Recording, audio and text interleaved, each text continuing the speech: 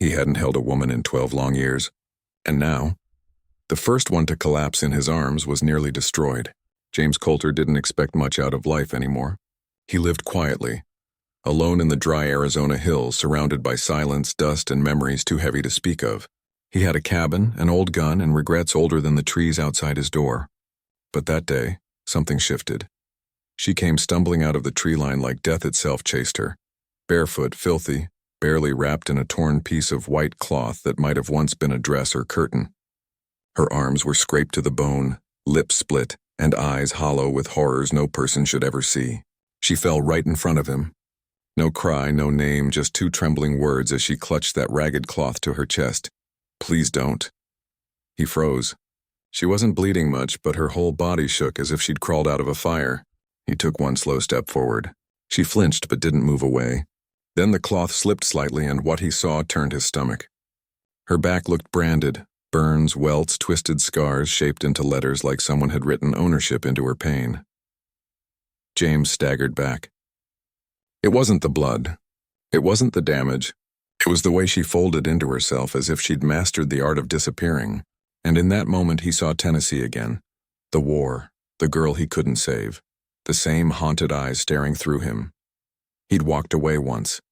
He swore never again, so he took off his coat slow and sure and wrapped it around her shoulders like a vow. No talk, no questions, just movement.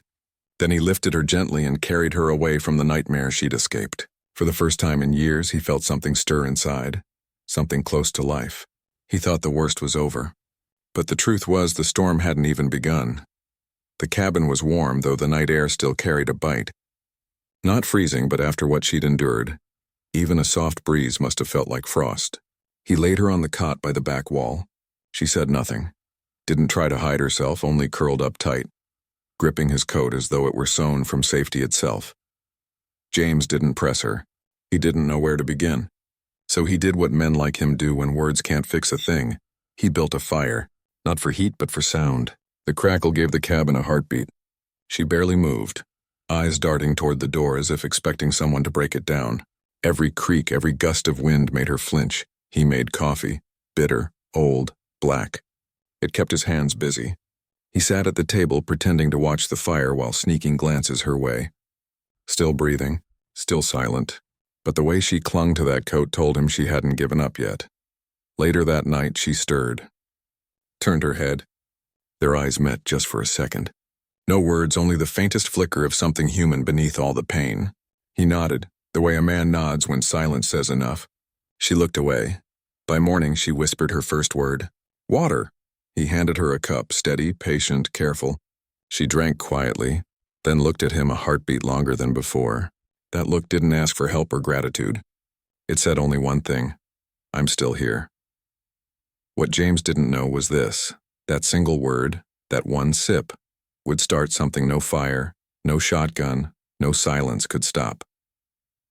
She spoke little that day. Just nods, short replies, and cautious glances, still unsure if he was real or just another cruel trick. But by afternoon, as he carved a broken chair leg on the porch, she came out and sat beside him. No words. Just the forest in front of them. Then, almost to herself, she whispered, "They used to make me clean their boots." James kept carving. Didn't flinch, just nodded, slow. She went on, said there was a mining camp nearby, not on any map. A place where they worked people till they broke and punished them when they didn't. She'd run twice. The first time, they broke her nose. The second, they carved her back like leather. He didn't ask about the third escape. Some stories can wait. But just as the sun sank behind the pines, James heard it. Hoofbeats, fast and heavy, climbing the ridge road. He stood, grabbed his shotgun, and motioned Ellie inside. She froze for a heartbeat, then moved like someone who'd lived through drills just like this. The man who rode up didn't look like a rancher. He looked like a banker who'd lost his fortune and blamed the world for it. Slick vest, greasy mustache, and eyes that dripped cruelty. He called out her name. Ellie rose. "You got one chance to come quiet." James stepped down from the porch. "She's not going anywhere," the man sneered. "Not your call, old man." James cocked the shotgun, not aiming, just reminding him this wasn't town ground. The man didn't pull iron. He only spat in the dust, turned his horse, and rode off. But his eyes, just before he disappeared into the trees, said it plain. He'd be back, and not alone. James sat there a long while after, shotgun resting across his knees, staring into the timber. Later that night, he wrote a letter to an old friend with a badge, just in case.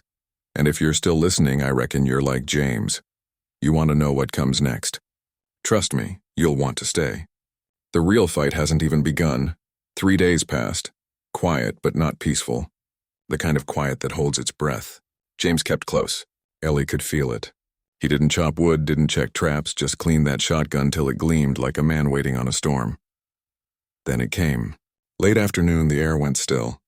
No birds, no bugs. Just the low thunder of hooves rising from the ridge road. 3 riders, not ranchers, not lawmen. They rode like they owned the land. James stood in the doorway. Ellie stayed behind him, silent as the grave. One of the men was the same one from before. This time he didn't bother with words.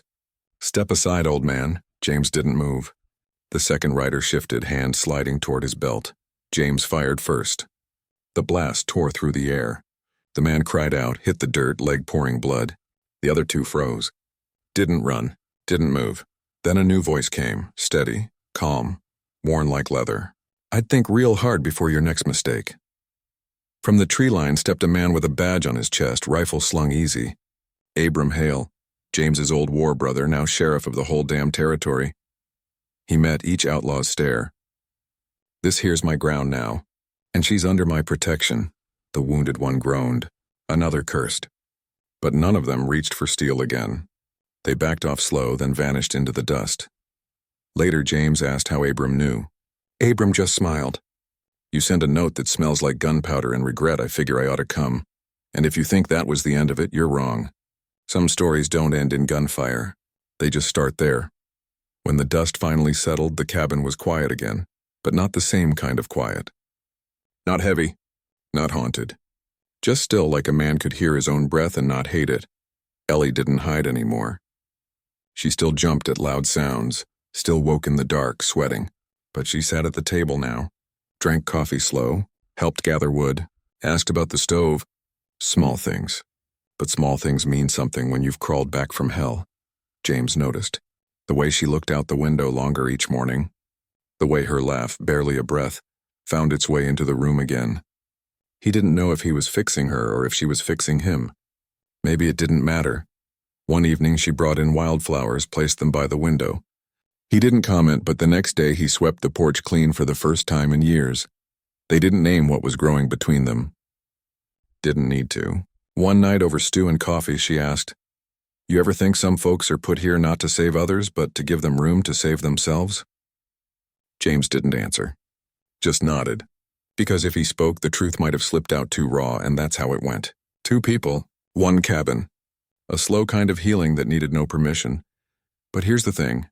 How many Ellies are still out there? How many Jameses think their stories are over? Sometimes all it takes is one act of staying when it's easier to walk away. So tell me, who are you in this story? The one running or the one who opens the door?